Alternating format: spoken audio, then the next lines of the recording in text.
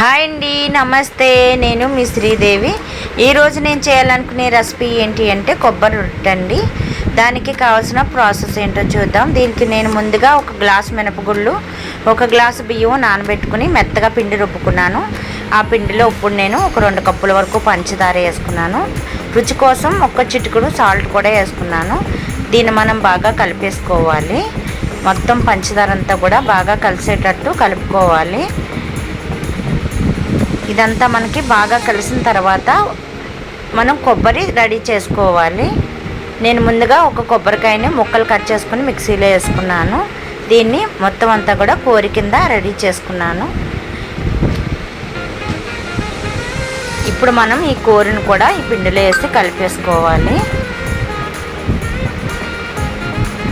ఇప్పుడు దీన్ని కూడా మనం బాగా కలపాలి.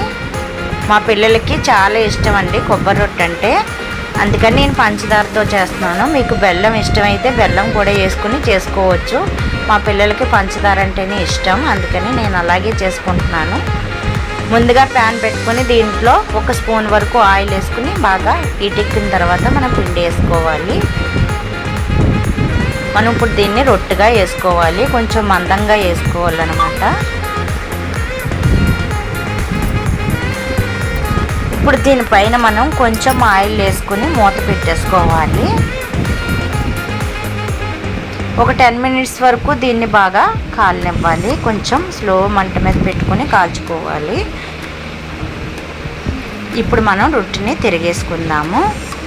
ఒక పక్క అంతా కూడా బాగా కాలిపోయింది, చూసారా, బ్రౌన్ కలర్లో వచ్చేసింది. ఇప్పుడు దీన్ని కూడా మనం ఇంకొక 10 మినిట్స్ వరకు కాల్చుకోవాలి. మళ్ళీ మూత పెట్టేసాను. రెడీ అయిపోయింది ఇప్పుడు మనకి రొట్టె అనేది. ఇప్పుడు మనం వేరే ప్లేట్లోకి తీసేసుకుందాము.